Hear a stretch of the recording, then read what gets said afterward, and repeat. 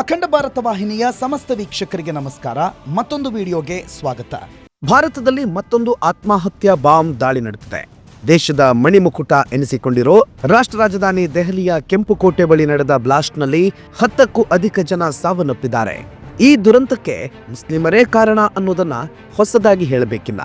ಆದರೆ ಈ ಬಾರಿ ಅದಕ್ಕೆ ಕಾರಣರಾದವರು ವೈಟ್ ಕಾಲರ್ ಮುಸ್ಲಿಮರು, ಅಂದ್ರೆ ಅತ್ಯಂತ ಸುಶಿಕ್ಷಿತ ವೈದ್ಯರು ಅನ್ನೋದು ದೇಶವನ್ನ ದಿಗ್ಭ್ರಮೆಗೊಳಿಸಿದೆ. ಮಾತ್ರವಲ್ಲ, ಮುಸ್ಲಿಮರೆಲ್ಲ ಭಯೋತ್ಪಾದಕರಲ್ಲ, ಆದರೆ ಭಯೋತ್ಪಾದಕರೆಲ್ಲ ಮುಸ್ಲಿಮರೇ ಅನ್ನೋದು ಮತ್ತೊಮ್ಮೆ ಸಾಬೀತಾದಂತಾಗಿದೆ. ಹಾಗಿದ್ರೆ ದೇಶದಲ್ಲಿ ಇದು ಮೊದಲನೆಯ ಸ್ಫೋಟವೇ? ಮತ್ತೆ ಸ್ಫೋಟಗಳು ನಡೀತಾ ಇದ್ರೂ ಸರ್ಕಾರ ಸುಮ್ಮನೆ ಇರೋದು ಯಾಕೆ? ಇದುವರೆಗೂ ನಡೆದ ಬಾಂಬ್ ಸ್ಫೋಟಗಳೆಷ್ಟು? ಅದರಲ್ಲಿ ಭಾಗಿಯಾದವರು ಯಾರು? ಅವರನ್ನ ಪೋಷಿಸ್ತಾ ಇರೋರು ಯಾರು? ಇದಕ್ಕೆಲ್ಲ ಉತ್ತರ ಹುಡುಕುವ ಪ್ರಶ್ನೆಯೇ ಇಂದಿನ ಅಖಂಡ ಭಾರತ ವಿಡಿಯೋದ ಉದ್ದೇಶ. ಭಾರತ ಸಾಂಸ್ಕೃತಿಕವಾಗಿ ಸುಭಿಕ್ಷ ರಾಷ್ಟ್ರ, ಆದರೆ ಏಕತೆ ವಿಚಾರದಲ್ಲಿ ಮಾತ್ರ ರಾಷ್ಟ್ರದ ರಾಜಕೀಯ ವಲಯ ಹರಿದು ಹಂಚಿ ಹೋಗಿದೆ. ಇದೇ ಕಾರಣಕ್ಕೆ ಮತ್ತೆ ದೇಶದಲ್ಲಿ ರಕ್ತ ಹರಿಯುತ್ತಲೇ ಇದೆ. ಈ ಬ್ಲಾಸ್ಟ್ಗಳ ಬಗ್ಗೆ ಮಾತನಾಡೋದಕ್ಕೂ ಮುನ್ನ ಈವರೆಗೂ ನಡೆದ ಬ್ಲಾಸ್ಟ್ಗಳೆಷ್ಟು, ಅವುಗಳಲ್ಲಿ ಸತ್ತವರ ಸಂಖ್ಯೆ ಎಷ್ಟು ಅನ್ನೋದನ್ನ ಅಂಕಿ ಅಂಶ ಸಮೇತ ನಿಮ್ಮ ಮುಂದೆ ಇಡ್ತೀವಿ.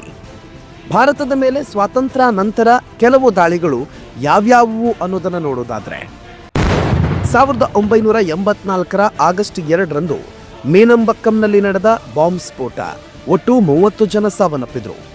ಜೂನ್ 8, 1990 ಮುಂಡೈ ಹತ್ಯಾಕಾಂಡ, ತ್ರಿಪುರ, ಸಾವು 500 ಜನ. ಮೇ 21, 1991 ರಾಜೀವ್ ಗಾಂಧಿ ಹತ್ಯೆ, ಸ್ಥಳ ತಮಿಳುನಾಡು, ಸಾವು 15. ನವೆಂಬರ್ 8, 1991 ಕಲ್ಯಾಣ್ ರೈಲು ಸ್ಫೋಟ, ಸ್ಥಳ ಮುಂಬೈ, ಸಾವು 12. ಮಾರ್ಚ್ 12, 1993 ಮುಂಬೈ ಬಾಂಬ್ ಸ್ಫೋಟ, ಸಾವು 257.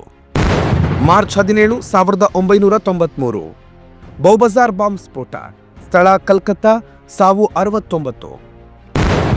ಏಪ್ರಿಲ್ 9, 1993 ಪಾಲಾರ್ ಸ್ಫೋಟ, ಸ್ಥಳ ಕರ್ನಾಟಕ, ಸಾವು 22.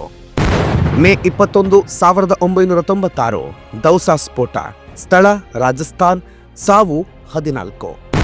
ಡಿಸೆಂಬರ್ 30, 1996 ಬ್ರಹ್ಮಪುತ್ರ ರೈಲಿನ ಮೇಲೆ ಬಾಂಬ್ ದಾಳಿ, ಸ್ಥಳ ಅಸ್ಸಾಂ, ಸಾವು 33. ಫೆಬ್ರವರಿ 14, 1998 ಕೊಯಮತ್ತೂರು ಬಾಂಬ್ ಸ್ಫೋಟ, ಸ್ಥಳ ತಮಿಳುನಾಡು, ಸಾವು 58. ಡಿಸೆಂಬರ್ 22, 2000 ಕೆಂಪುಕೋಟೆ ಮೇಲೆ ಭಯೋತ್ಪಾದಕ ದಾಳಿ, ಸ್ಥಳ ದೆಹಲಿ, ಸಾವು 3. ಅಕ್ಟೋಬರ್ 1, 2001 ಜಮ್ಮು ಕಾಶ್ಮೀರ ವಿಧಾನಸಭೆಯ ಮೇಲೆ ಕಾರ್ ಬಾಂಬ್ ದಾಳಿ, ಸ್ಥಳ ಜಮ್ಮು ಕಾಶ್ಮೀರ, ಸಾವು 38. ಡಿಸೆಂಬರ್ 13, 2001 ಭಾರತೀಯ ಸಂಸತ್ ಭವನದ ಮೇಲೆ ಭಯೋತ್ಪಾದನಾ ದಾಳಿ, ಸ್ಥಳ ದೆಹಲಿ, ಸಾವು 7. ಸೆಪ್ಟೆಂಬರ್ 24, 2002 ಅಕ್ಷರಧಾಮ ದೇವಾಲಯದ ಮೇಲೆ ದಾಳಿ, ಸ್ಥಳ ಗುಜರಾತ್, ಸಾವು 31. ಅಕ್ಟೋಬರ್ 29, 2005 ದೆಹಲಿಯ ವಿವಿಧ ಸ್ಥಳಗಳಲ್ಲಿ ಸರಣಿ ಬಾಂಬ್ ಸ್ಫೋಟ, ಸ್ಥಳ ದೆಹಲಿ, ಸಾವು 70. ಮಾರ್ಚ್ 7, 2006 ವಾರಣಾಸಿ ರೈಲ್ವೆ ನಿಲ್ದಾಣದಲ್ಲಿ ಭಯೋತ್ಪಾದನಾ ದಾಳಿ, ಸ್ಥಳ ವಾರಣಾಸಿ, ಸಾವು 28. ಜುಲೈ 11, 2006 ಮುಂಬೈ ಜನದಟ್ಟಣೆಯ ಪ್ರದೇಶದಲ್ಲಿ 7 ರೈಲು ನಿಲ್ದಾಣಗಳಲ್ಲಿ ಬಾಂಬ್ ದಾಳಿ, ಸ್ಥಳ ಮುಂಬೈ, ಸಾವು 209. ಸೆಪ್ಟೆಂಬರ್ 8, 2006 ಮಾಲೆಗಾಂವ್ ಬಾಂಬ್ ಸ್ಫೋಟ, ಸ್ಥಳ ಮಹಾರಾಷ್ಟ್ರ, ಸಾವು 40. ಫೆಬ್ರವರಿ 18, 2007 ಸಂಜೋತಾ ಎಕ್ಸ್‌ಪ್ರೆಸ್ ಬಾಂಬ್ ಸ್ಫೋಟ, ಸ್ಥಳ ಹರಿಯಾಣ, ಸಾವು 70. ಆಗಸ್ಟ್ 25, 2007 ಹೈದರಾಬಾದ್ ಲಿಂಬಿನಿ ಪಾರ್ಕ್ ಮತ್ತು ಗೋಕುಲ್ ಚಾಟ್ ಸ್ಫೋಟ, ಸ್ಥಳ ಹೈದರಾಬಾದ್, ಸಾವು 42. ಮೇ 18, 2007 ಮೆಕ್ಕಾ ಮಸೀದಿ ಸ್ಫೋಟ, ಹೈದರಾಬಾದ್, ಸಾವು 16.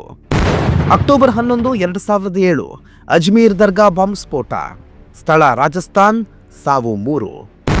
ಮೇ 13, 2008 ಜೈಪುರ ಬಾಂಬ್ ದಾಳಿ, ಸ್ಥಳ ಜೈಪುರ, ಸಾವು 71. ಜುಲೈ 26, 2008 ಅಹಮದಾಬಾದ್ ಬಾಂಬ್ ಸ್ಫೋಟ, ಸಾವು 56. ಸೆಪ್ಟೆಂಬರ್ 13, 2008 ದೆಹಲಿ ಮಾರುಕಟ್ಟೆಗಳಲ್ಲಿ 5 ಬಾಂಬ್ ಸ್ಫೋಟ, ಸಾವು 33. ಡಿಸೆಂಬರ್ 26, 2013 ಪಾಟ್ನಾ ಬಾಂಬ್ ಸ್ಫೋಟ, ಸ್ಥಳ ಬಿಹಾರ್, ಸಾವು 6. ಮಾರ್ಚ್ 7, 2019 ಜಮ್ಮು ಬಸ್ ನಿಲ್ದಾಣದಲ್ಲಿ ಗ್ರೆನೇಡ್ ಸ್ಫೋಟ, ಸ್ಥಳ ಜಮ್ಮು ಕಾಶ್ಮೀರ, ಸಾವು 3. ಫೆಬ್ರವರಿ 14, 2019 ಪುಲ್ವಾಮಾ ದಾಳಿ, ಸ್ಥಳ ಜಮ್ಮು ಕಾಶ್ಮೀರ, ಸಾವು 46. ಏಪ್ರಿಲ್ 22, 2025 ಪೆಹಲ್ಗಾಮ್ ದಾಳಿ, ಸ್ಥಳ ಕಾಶ್ಮೀರ, ಸಾವು 28. ಇದರಲ್ಲಿ ಕೇವಲ ಅತಿದೊಡ್ಡ ಸಂಖ್ಯೆಯ ಸಾವು ನೋವುಗಳನ್ನು ಒಳಗೊಂಡ ಸ್ಫೋಟಗಳನ್ನು ಮಾತ್ರ ದಾಖಲಿಸಲಾಗಿದೆ. ಇದನ್ನು ಹೊರತುಪಡಿಸಿಯೂ ಮಲ್ಲೇಶ್ವರಂ ಬಾಂಬ್ ಬ್ಲಾಸ್ಟ್, ಬೆಂಗಳೂರಿನ Chinnaswamy bomb blast, church street bomb blast ಹೀಗೆ ಸಾಕಷ್ಟು ಕಡೆಗಳಲ್ಲಿ ಉಗ್ರರ ವಿಧ್ವಂಸಕ ಕೃತ್ಯ ನಡೆದಿದೆ. ಈಗ ದೆಹಲಿಯ ಕೆಂಪುಕೋಟೆಯ ಮೇಲೆ ದಾಳಿ, ಬರೋಬ್ಬರಿ 8 ಜನರ ಸಾವು. ಆದರೆ ಇಲ್ಲಿಗೂ ಈ ದಾಳಿಗಳು ಮುಗಿಯಿತು ಅಂತಲ್ಲ, ಇದು ಎಂದೂ ಕೊನೆ ಇರದ ರಕ್ತಪಾತ. ಇದಕ್ಕೆ ಕಾರಣ ಏನು ಅನ್ನೋದನ್ನ ನೋಡೋದಕ್ಕೂ ಮುನ್ನ ಇದಕ್ಕೆಲ್ಲ ಕಾರಣರಾದವರು ಯಾರು ಅನ್ನೋದನ್ನ ನೋಡೋಣ. ಐಸಿಸ್, ಹರ್ಕತುಲ್ ಜಿಹಾದ್ ಅಲ್ ಇಸ್ಲಾಮಿ, ಇಂಡಿಯನ್ ಮುಜಾಹಿದ್ದೀನ್, ಲಷ್ಕರ್ ಎ ತೊಯ್ಬಾ ಹೀಗೆ ವಿವಿಧ ಉಗ್ರ ಸಂಘಟನೆಗಳು ಸ್ಫೋಟದ ಹೊಣೆ ಹೊತ್ತುಕೊಂಡಿವೆ. ಪ್ರತಿ ಬಾರಿಯೂ ಸ್ಫೋಟ ನಡೆದಾಗ ಉಗ್ರ ಸಂಘಟನೆಗಳನ್ನು ಮಟ್ಟ ಹಾಕುವ ಹಾಗೂ ನಿಯಂತ್ರಿಸುವ ಚರ್ಚೆ ಕೇಂದ್ರ ಗೃಹ ಸಚಿವಾಲಯದ ಮಟ್ಟದಲ್ಲಿ ನಡೆಯುತ್ತೆ. ಆದರೆ ಕೆಲ ದಿನಗಳಲ್ಲೇ ಉಗ್ರ ಸಂಘಟನೆಗಳ ಮೇಲೆ ಸೇಡು ತೀರಿಸಿಕೊಳ್ಳುವ ಬದಲು ಸಾವು ನೋವಿನಲ್ಲೂ ರಾಜಕೀಯ ಇಣುಕಲಾರಂಭಿಸಿದೆ. ಭಾರತಕ್ಕೆ ಪಾಕಿಸ್ತಾನವನ್ನ ಅಥವಾ ಉಗ್ರವಾದವನ್ನ ಬಗ್ಗು ಬಡಿಯೋದು ದೊಡ್ಡ ಕೆಲಸವೇನಲ್ಲ. ಆದರೆ ಆಂತರಿಕ ಉಗ್ರವಾದ ಭಾರತದ ಪಾಲಿಗೆ ಅತ್ಯಂತ ದೊಡ್ಡ ತಲೆನೋವಾಗಿದೆ. ದೇಶದಲ್ಲೇ ಇರೋ ಉಗ್ರವಾದ ಅಂತಂದ್ರೆ ಮತ್ತೇನಲ್ಲ, ಉಗ್ರರಿಗಿಂತ ದೇಶದ ಆಡಳಿತವನ್ನ ಟೀಕಿಸುವ ಪ್ರವೃತ್ತಿ. ಯಾವುದೇ ಸರ್ಕಾರಕ್ಕೆ ಉಗ್ರವಾದವನ್ನ ಮಟ್ಟ ಹಾಕೋದಕ್ಕೆ ಬೇಕಿರೋದು ದೇಶದ ಜನರ ಬೆಂಬಲ. ಆದರೆ ಭಾರತದಲ್ಲಿ ಕಾಂಗ್ರೆಸ್ ಸದಾ ಕಾಲ ಮುಸ್ಲಿಮರನ್ನ ಓಲೈಸುತ್ತಲೇ ಬದುಕುತ್ತಿದೆ. ಕಾಂಗ್ರೆಸ್ ಪ್ರಕಾರ ಉಗ್ರವಾದಿಗಳನ್ನ ಮಟ್ಟ ಹಾಕೋದು ಅಂದ್ರೆ ಮುಸ್ಲಿಮರನ್ನ ನೋಯಿಸಿದಂತೆ. ಇದೇ ಕಾರಣಕ್ಕೆ ಇಂದಿರಾ ಗಾಂಧಿಯಿಂದ ಆರಂಭಿಸಿ ರಾಹುಲ್ ಗಾಂಧಿಯವರೆಗೂ ಎಲ್ಲರೂ ಉಗ್ರವಾದಿಗಳ ಬದಲು ಪ್ರಧಾನಿಯನ್ನ, ಗೃಹ ಇಲಾಖೆಯನ್ನ ಅನುಮಾನಿಸುವ ಪ್ರವೃತ್ತಿ ಬೆಳೆಸಿಕೊಂಡಿದ್ದಾರೆ. ಈ ಹಿಂದೆ ಪುಲ್ವಾಮಾ ದಾಳಿಯ ಬಳಿಕ ಪಾಕ್ ಮೇಲೆ ದಾಳಿ ನಡೆದಾಗಲೂ ದಾಳಿಯ ಸಾಕ್ಷಿ ಕೇಳಿದ ದೇಶ ನಮ್ಮದು. ಹೀಗಾಗಿ ರಾಷ್ಟ್ರದ ಒಳಗಿದ್ದು ಆತಂಕವಾದವನ್ನ ಬೆಂಬಲಿಸುವ ಮನಸ್ಸುಗಳೇ ಭಾರತಕ್ಕೆ ಮೂಲ ಕಂಟಕ. ಎಲ್ಲದರಲ್ಲಿಯೂ ಬೆರೆತ ರಾಜಕಾರಣ ಸದ್ಯ ಬಾಂಬ್ ಬ್ಲಾಸ್ಟ್ಗೂ ಆವರಿಸಿದೆ. ಕರ್ನಾಟಕದ ಇಬ್ಬರು ಮೋದಿ ಬಿಹಾರ ಚುನಾವಣೆಯನ್ನ ಕಳೆದುಕೊಳ್ಳೋ ಭೀತಿಯಿಂದ ಬ್ಲಾಸ್ಟ್ ಮಾಡಿಸಿದ್ದಾರೆ ಎಂಬರ್ಥದಲ್ಲಿ ಮಾತನಾಡಿದ್ದಾರೆ. ಇವೆಲ್ಲವೂ ಉಗ್ರವಾದಿಗಳ ಧೈರ್ಯವನ್ನು ಹೆಚ್ಚಿಸಿದೆ. ಅವರು ಬಿಹಾರದಲ್ಲಿ ಏನಾದ್ರೂ ಚುನಾವಣೆ ಮೊದಲೇ ಹಂತದಲ್ಲಿ ಗೆಲ್ಲಕ್ಕಾಗಲ್ಲ ಅಂತ ಹೇಳಿ ಎರಡನೇ ಹಂತದಲ್ಲಿ ಇದ್ರ ಬಗ್ಗೆ ಏನಾದ್ರು ನಾನು ಇದ್ರ ಕೈವಾಡ ಇದೆ ಅಂತ ಹೇಳಕ್ಕೆ ಆಗಲ್ಲ. ನಾನು ಆಯ್ತು, ಅನುಮಾನ ಇದೆ, ಡೆಫಿನೆಟ್ಲಿ ಅನುಮಾನ ಇದೆ. ಅವ್ರ ಅಧಿಕಾರಕ್ಕಾಗಿ ಏನ್ ಬೇಕಾದ್ರೂ ಬಳಸ್ಕೊಂತಾರೆ, ಏನಾದ್ರು ಮಾಡ್ತಾರೆ ಅನ್ನೋದನ್ನ ನಾನು ಹೇಳ್ಬೇಕು. ಹೀಗಾಗಿ ಮತ್ತೆ ಭಾರತದಲ್ಲಿ ಬಾಂಬ್ ಬಾನೆತ್ತರಕ್ಕೆ ಚಿಮ್ಮುತ್ತಲೇ ಇದೆ. ಸದ್ಯ ಈ ಬಾರಿಯ ಬಾಂಬ್ ಬ್ಲಾಸ್ಟ್ ಮೇಲೆ ಎದ್ದಿರುವ ಪ್ರಶ್ನೆಗಳಿಗೆ ಮೋದಿ ಸದ್ಯದಲ್ಲೇ ತಕ್ಕ ಉತ್ತರ ಕೊಡೋ ನಿರೀಕ್ಷೆ ಇದೆ. ಮತ್ತೊಂದು ಸ್ಟೋರಿ ಜೊತೆಗೆ ಮತ್ತೆ ನಿಮ್ಮ ಮುಂದೆ ಬರ್ತೀವಿ. ಅಲ್ಲಿವರೆಗೂ ನೋಡ್ತಾ ಇರಿ ಅಖಂಡ ಭಾರತ, ಸನಾತನ ಯುಗ ಆರಂಭ.